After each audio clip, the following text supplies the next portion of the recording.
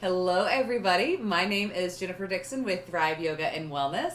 And I'm Malouf Plumb with the Energy Center and Thrive Yoga and Wellness, here today to talk with you about the next element on our list, which is the air element. The air element. This is what, week 11? 10? I can't count. 10. This is week 10. I cannot count. I know, it's terrible. We have gone through all the chakras. 7 chakras. And then we did the earth element.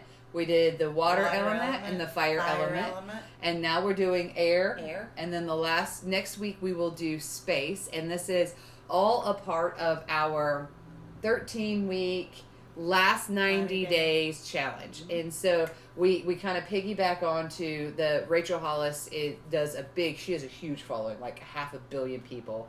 They get together every year at the end of the year and they make this commitment to improving their health. And we're doing the same thing, but we're kind of doing it, I feel like, a more cerebral way. Mm-hmm.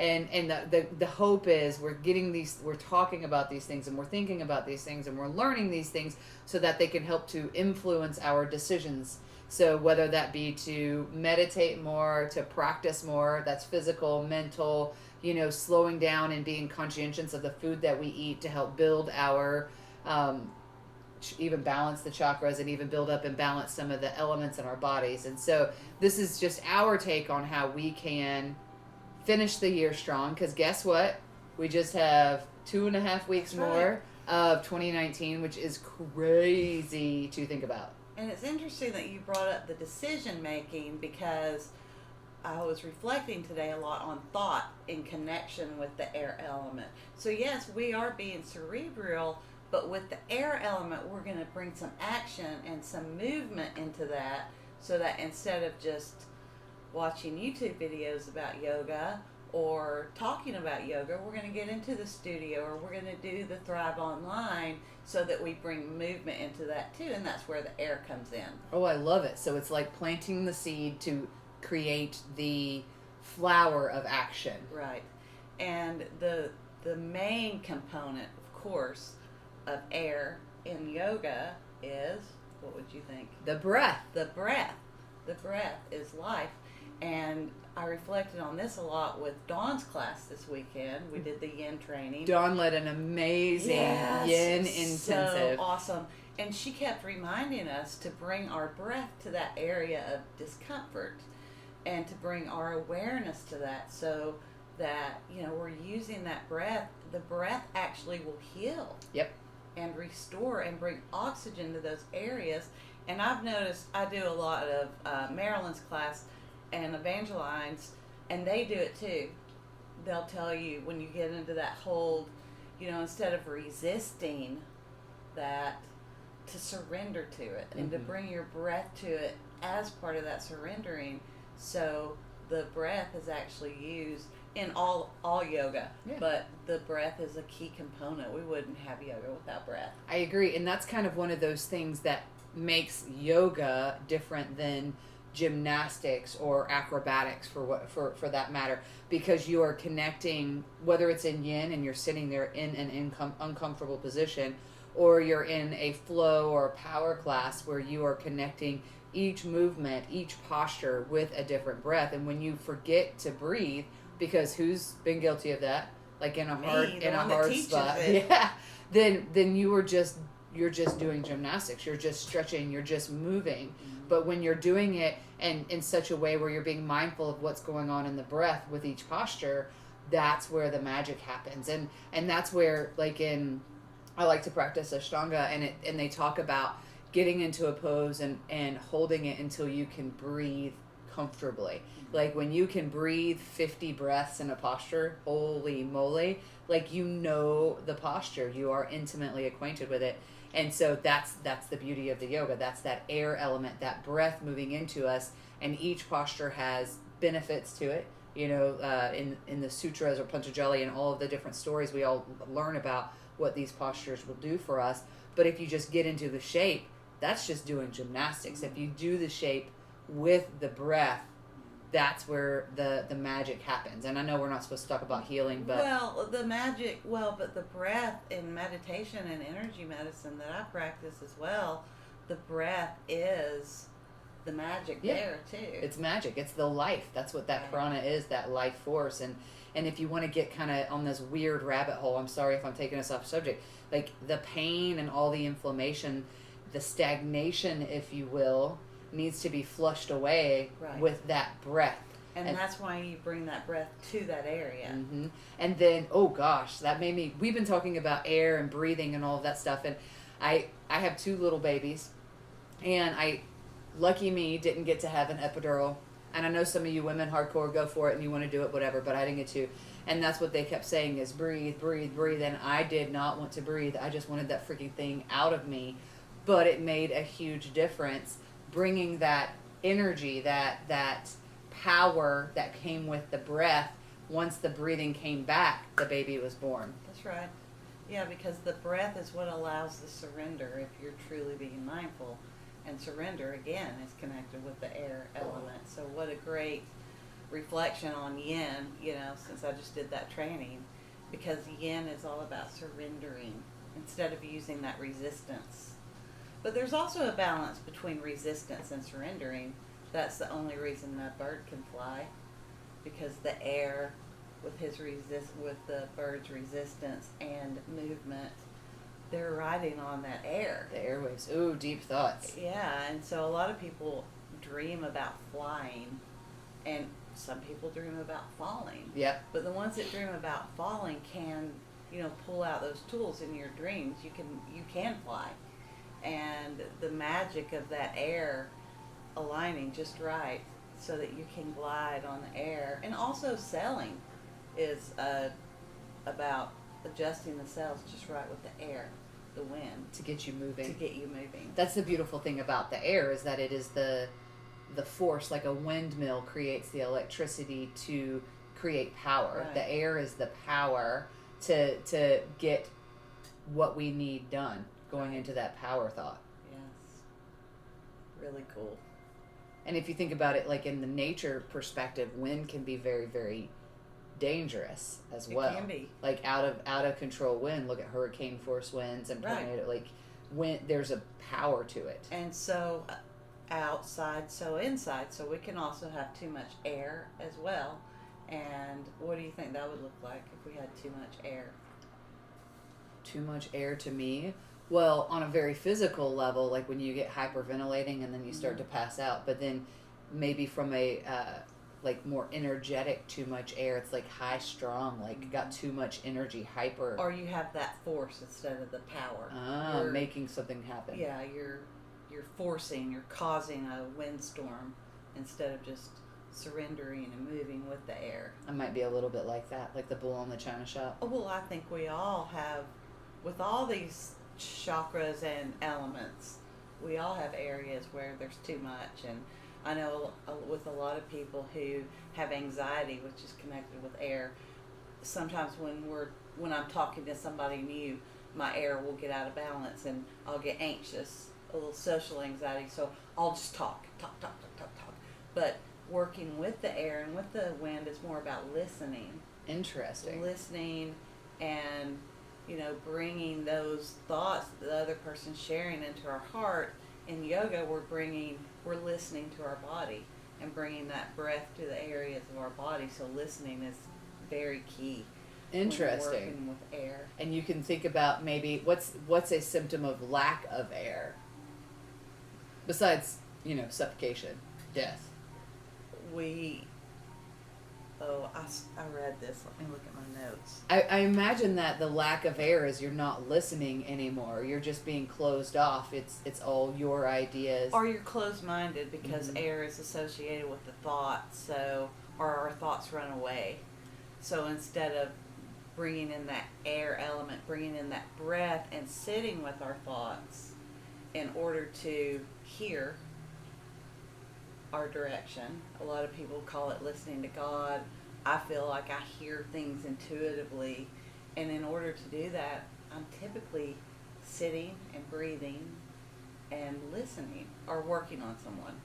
Yep, and Now, that key component is listening. So a lack of air would be the inability to hear. Yeah, but also like our thoughts are all over the place.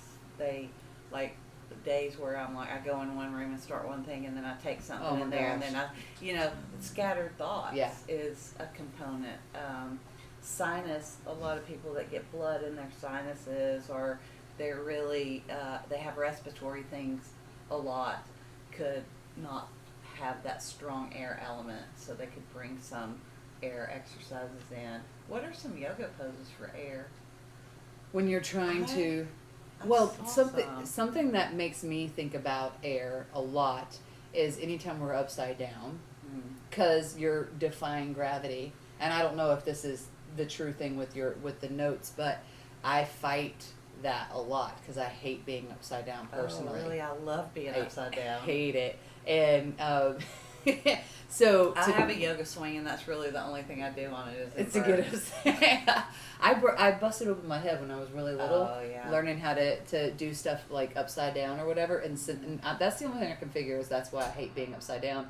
But that to me is like the embodiment of controlling your air, because you have to have the lung capacity and the muscle capacity to hold yourself upright, but then the like what you talked with the bird, the resistance with the air to hold yourself up there. Yes. And Ooh, yes. and so that one to me, I know that it's probably more like gentle opening so that you can breathe better. I'm imagining like in restorative when you're laying on the bolsters with your heart open to breathe. That's to me probably what a more, I guess, gentle way of reflecting it. But of course, I like that action. So for me, what about you? What do you think? I forgot what we were talking about. The yoga postures. It's funny because I was looking on Gaia for things about air, and there were a lot of air yoga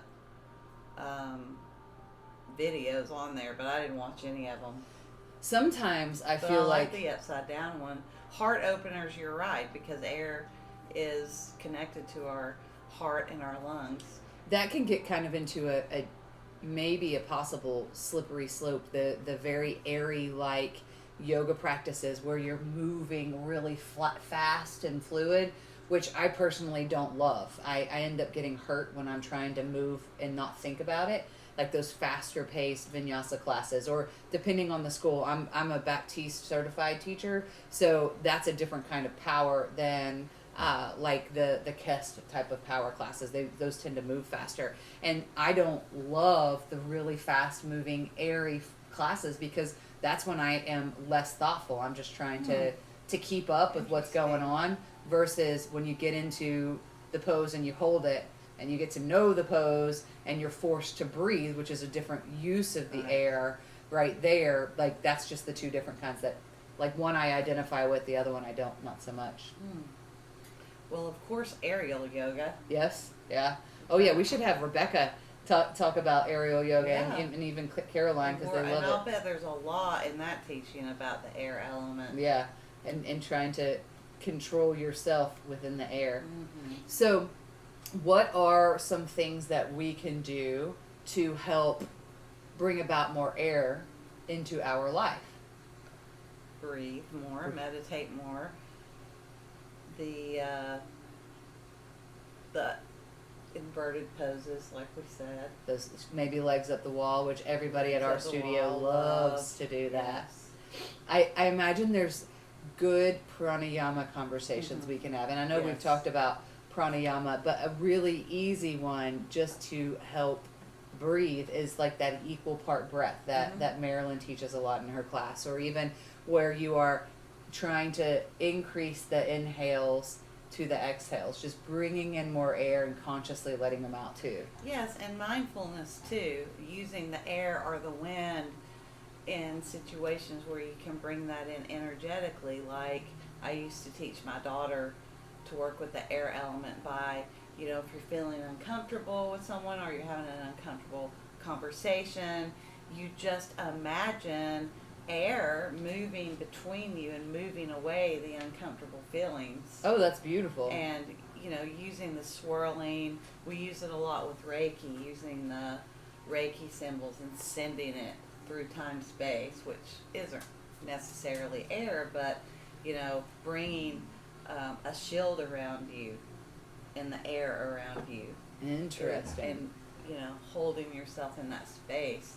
And also just being present and mindful and remembering that breath when you're in a hurry or you're feeling stressed, to actually remember that breath. And like, if you're late, you're not going to be any faster because you're stressed out. True. So why not breathe through that?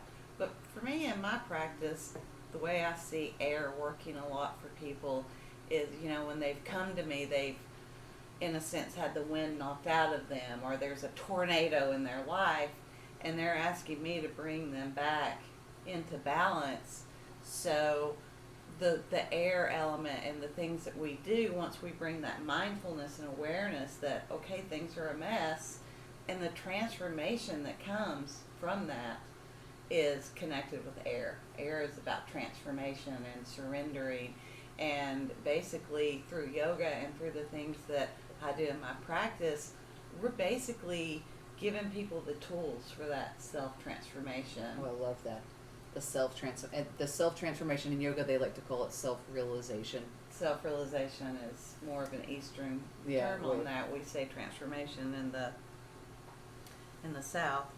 I love the fact that it is all about the self building it, instead of, this might be getting into some of a slippery slope, but it's like recognition of, I have the power and the control over me, and Yes. that's all.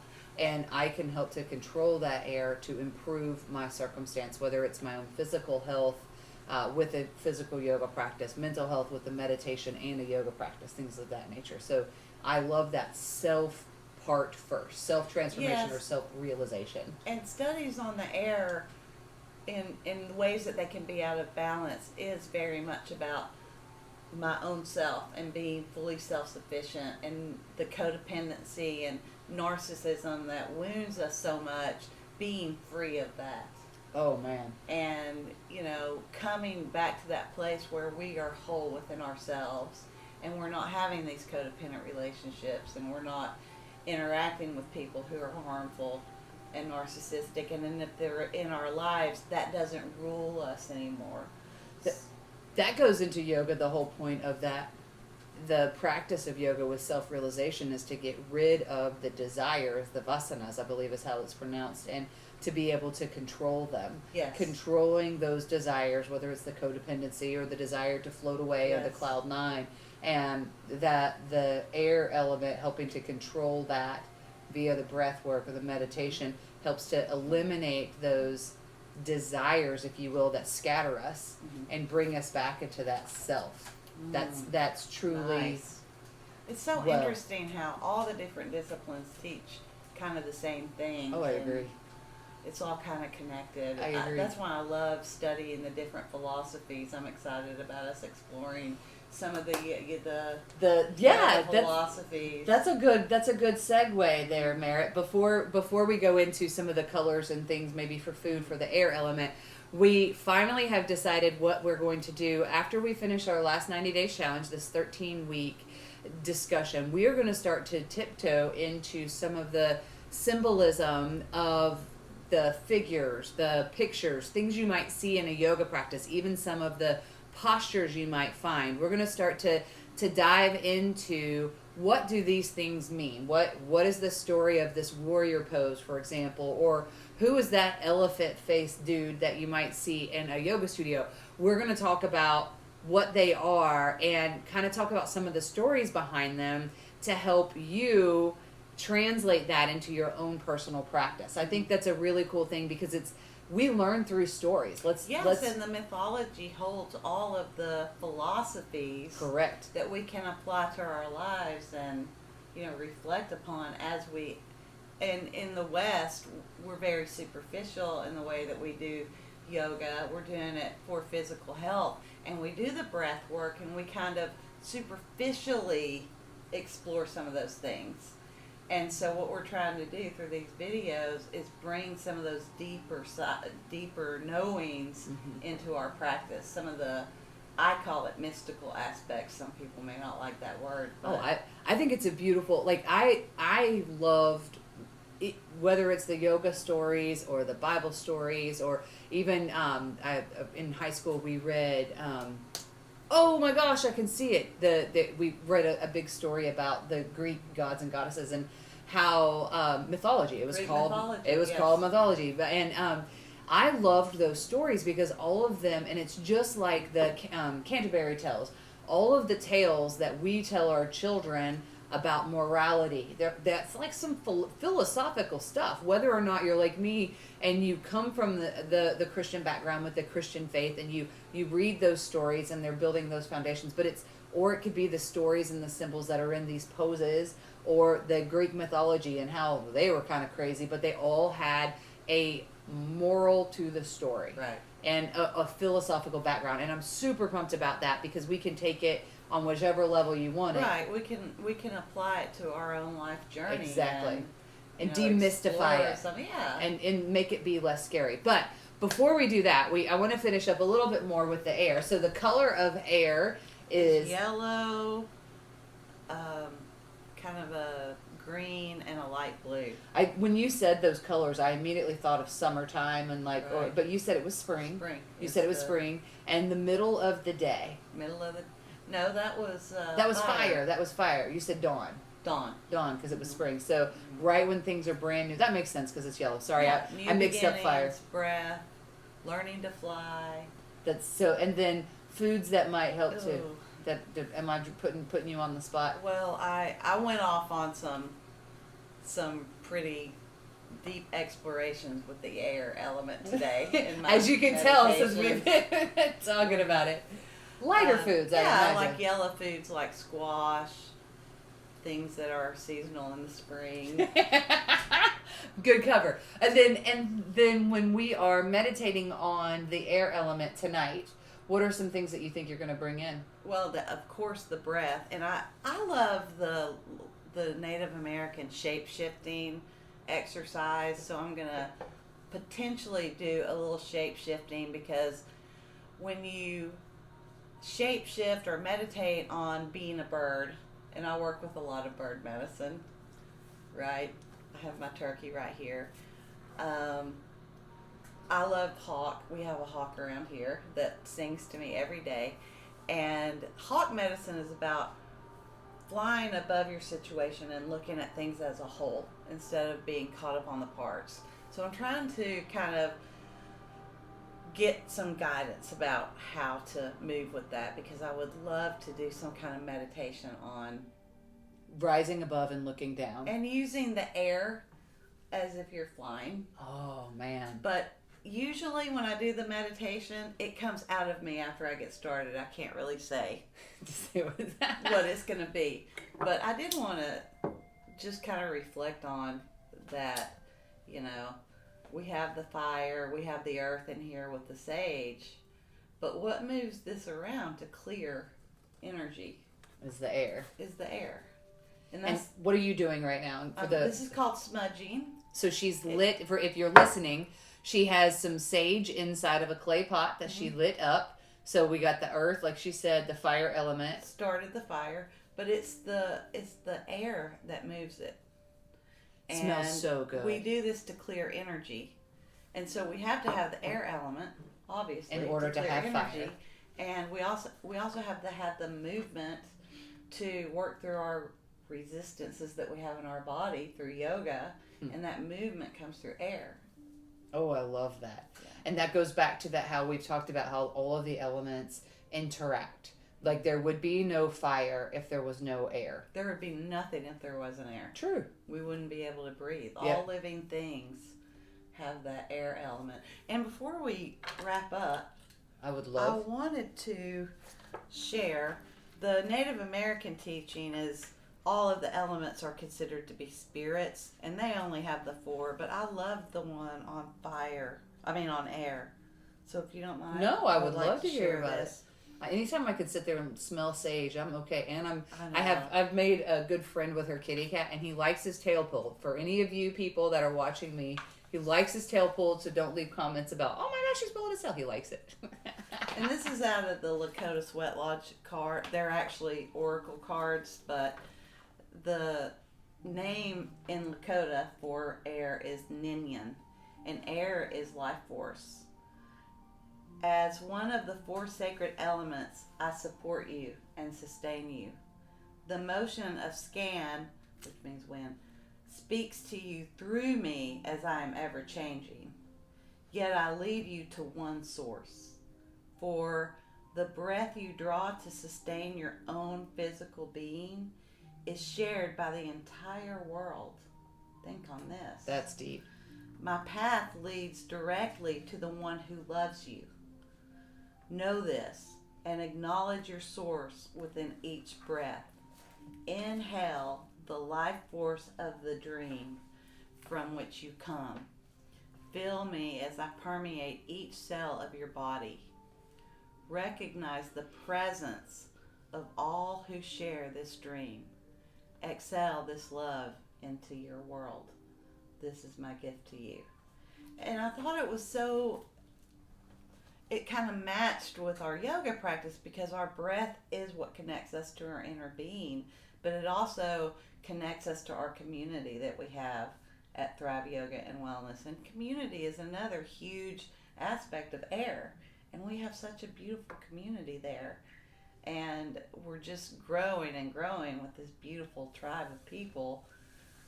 I loved it in an even bigger aspect because you're right, we do have a great community, and what I love about it is that air component, that all of these different elements are coming together and breathing the same air. All of the people in this community, we're all so different, and yet we're all coming together in a little room and finding that commonality, and finding that breath, finding that movement, finding that sweet release, if you will, and that health that comes through the shared breath.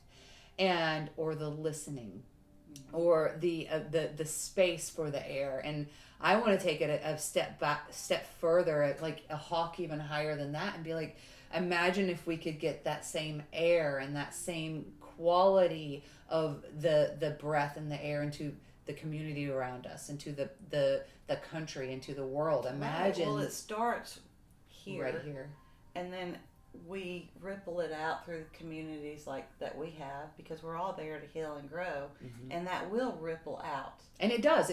In fact, I was just at the store today because of the generosity of all of our Thrive members, and then even from folks that don't even live in our area. We raised enough money for we adopt a family every year at the holidays. We adopt with the Chambliss Center for Children, and we adopted a single working mama that's going to school that had 3 children, like 9, 6, and 3, I believe.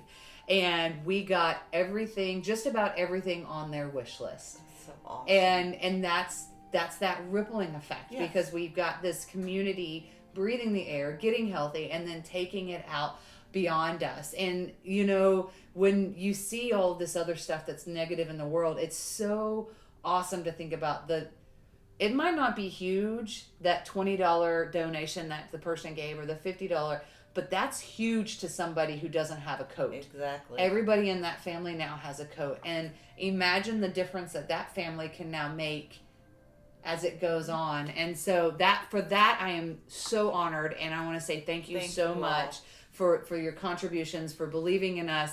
And right now, if you want to go ahead and hit subscribe on the button down below, so then you can be the first to know when we come out. We are trying to do this every Wednesday, so you can come out and listen to us every Wednesday. And then every Wednesday night, we actually incorporate the things that we talk about in Merritt's meditation class at 7:45 right at thriveyogaandwellness.com. And we have classes all through the week. We have the meditation class with Merritt, and we have vigorous, more power and vinyasa classes. Class for everybody. Oh, we really do. Yes. And another beautiful thing about our community is that we have everybody, like every age, everybody that you can come in. And so I love that. It's not just, it's not just for the whatever you have in your mind. It's not just for the flexible or the young or, like the old people. That's what I thought before I got into yoga. Only old ladies did it. And now how have things changed, right? So I love that about Thrive. It truly is a community of so many different people coming together and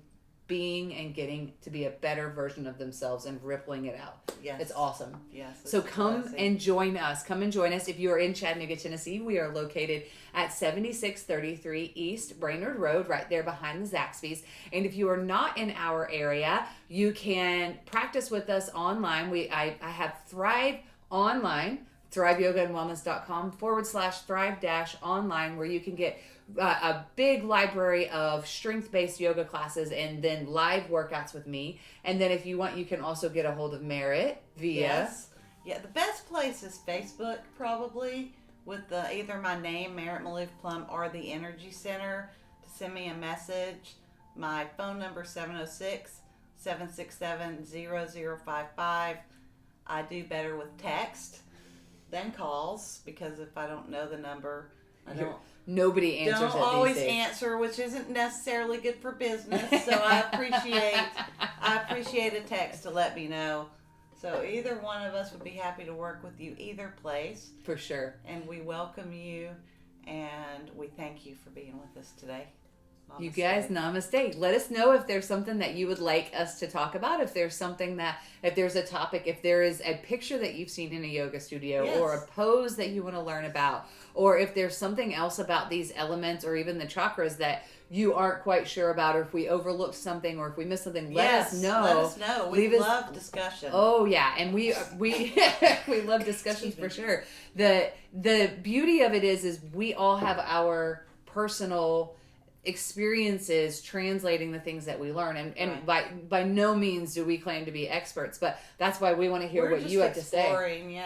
We're sharing what we know based on our own personal experiences. So definitely go ahead and leave us a comment down below. We will respond to all of them, and who knows, you might even get a whole discussion based on whatever it is that you leave a comment. So first of all, subscribe, then come and practice with us, and then let us know what you would like to hear from us. Thank you so much again for watching, and until next week, you guys go in peace. Have a beautiful day.